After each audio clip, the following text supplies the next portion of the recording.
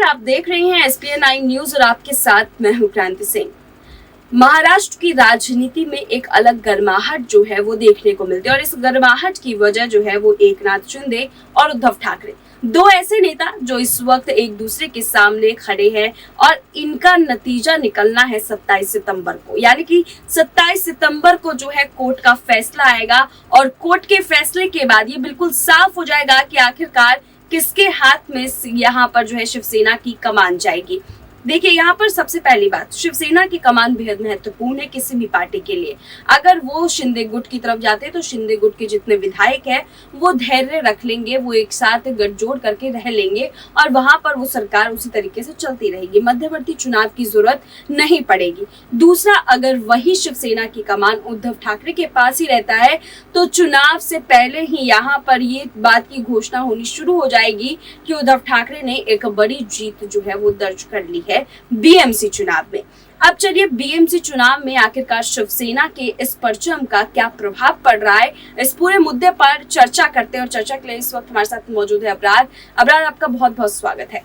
BMC चुनाव बेहद नजदीक है, महाराष्ट्र की सियासत पर आप पैनी नजर बना के बैठे हुए हैं। आपको पता है कि बीएमसी चुनाव को लेकर के यहाँ पर एकनाथ शिंदे और उद्धव ठाकरे के बीच में जो गहमा गहमी चल रही है, इसके बीच में जो सबसे महत्वपूर्ण बिंदु है यानी कि शिवसेना की कमान, उस महत्वपूर्ण बिंदु की वजह से क्या बीएमसी चुनाव पर बड़ा प्रभाव पड़ेगा और चुनाव से पहले अगर फैसला नहीं आता है तो क्या यहाँ पर उद्धव ठाकरे की बड़ी जीत हो जाएगी बीएमसी चुनाव में और शिंदे गुट और बीजेपी हार जाएगी? बिल्कुल, अगर चुनाव आयोग का फैसला नहीं आता है तो फिर इसका फायदा शिवसेना पार्टी को मिलता हुआ नजर आएगा। उद्धव ठाकरे के ऊपर जो तमाम सारे आरोप लगाए जा रहे हैं, कहीं ना कहीं उन आरोपों को ज्यादा बल नहीं मिलेगा, क्योंकि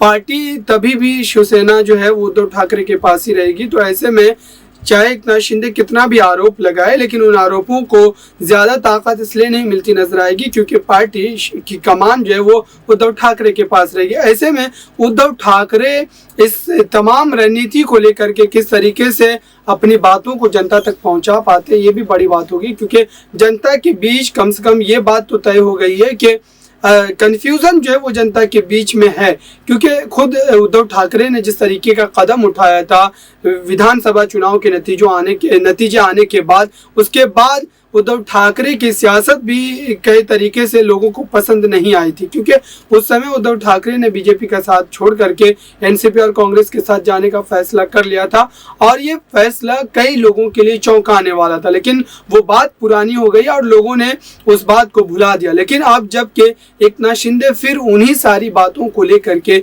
उद्धव ठाकरे पर हमला करते नजर आ रहे हैं, तो ऐसे में वो सारी बातें फिर से एक बार ताज़ा हो रही है और जितना एकनाथ शिंदे के द्वारा इन तमाम बातों का जिक्र किया जाएगा उतना ही जनता जो है उद्धव ठाकरे से ये सारे सवाल पूछती नजर आएगी और इसका नतीजा ये होगा कि हो सकता है कि उद्धव ठाकरे को कई लोग जो है वो बीएमसी चुनाव में भी अपने मत का इस्तेमाल उनके लिए करना पसंद नहीं करेंगे और इसका सीधा फायदा ये होगा कि बीजेपी और एकनाथ शिंदे जो है बीएमसी चुनाव में ज्यादा सीटों पर अपनी बढ़त को बना सकते हैं। देखिए अबरार, अगर हम बात करें भारत की जनता की, तो भारत की जनता ऐसी है जो इमोशनल कार्ड के पीछे जो है ज्यादा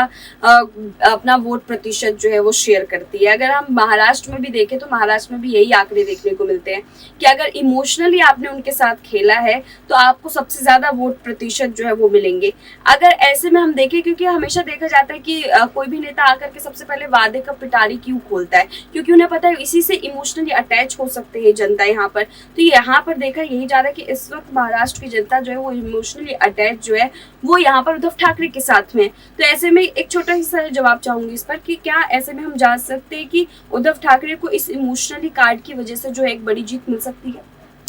देखिए, इसका फायदा तो सीधे तौर पर मिलता नजर आएगा ही, क्योंकि उद्धव ठाकरे बाला साहब ठाकरे की विरासत को लेकर के आगे बढ़ रहे हैं। तो ऐसे में महाराष्ट्र की जनता जो शिवसेना पार्टी से भावनात्मक तरीके से भी जुड़ी हुई है, क्योंकि शिवसेना पार्टी तमाम अगर तरीके से कहें तो कुल मिलाकर के वो महाराष्ट्र के मराठा समाज को लेकर की राजनीति कर रही है और ऐसे में मराठी मानुस के लिए उन्होंने कई बड़े फैसले भी लिए। जब उस समय बाला साहब ठाकरे की राजनीति हुआ करती थी तब भी मराठा समाज को लेकर के वो कई बार सरकार से भी भिड़ते नजर आए। तो ऐसे में महाराष्ट्र की जनता जो है वो उद्धव ठाकरे को इसका जो है फल देती नजर आएगी जरूर, क्योंकि उद्धव ठाकरे के साथ अभी जिस तरीके से एकनाथ शिंदे ने बड़ा खेल किया है, और इस खेल के बाद अगर उद्धव ठाकरे इस इमोशनल कार्ड को खेलने में कामयाब हो जाते हैं तो फिर एकनाथ शिंदे की जो मुश्किलें हैं वो बढ़ सकती है और उद्धव ठाकरे फिर उसी स्थिति में वापस आ सकते हैं। बिल्कुल उसी स्थिति में वापस आ सकते हैं और यही वजह रहेगी कि अभी जो है 27 सितंबर तक का भी इंतजार इस वक्त एकनाथ शिंदे गुट की तरफ से नहीं हो पा रहा है, क्योंकि शिंदे गुट की तरफ से देख रहे हैं हम कोर्ट में दलील दी जा रही है कि बीच में जो है बीएमसी का चुनाव आएगा, चुनाव से पहले अगर इस पूरे मामले में सुनवाई नहीं होती है तो इस पर जो है बड़ी एक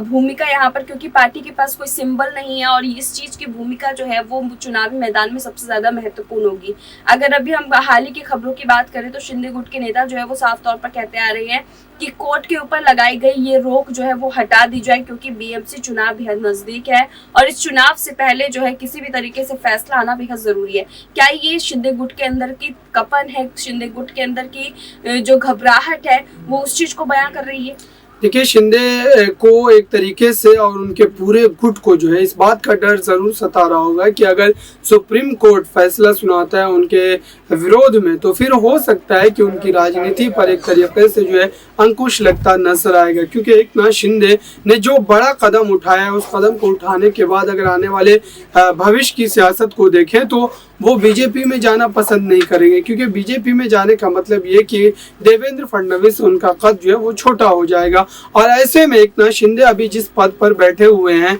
महाराष्ट्र के सीएम की गद्दी वो संभाल रहे हैं, तो ऐसे में अगर देवेंद्र फडणवीस के नीचे अगर उनको काम करना रहता तो फिर इतना बड़ा रिस्क लेने की उनको जरूरत नहीं पड़ती और हो सकता था कि शिवसेना पार्टी भी उनकी इस मंशा पर बुला लिया ना यहाँ पर केंद्र की कैबिनेट में, केंद्र में जो उनको जगह दी गई है, तो इस बात पर भी यही बात निकल कर के सामने आ रही है कि दरअसल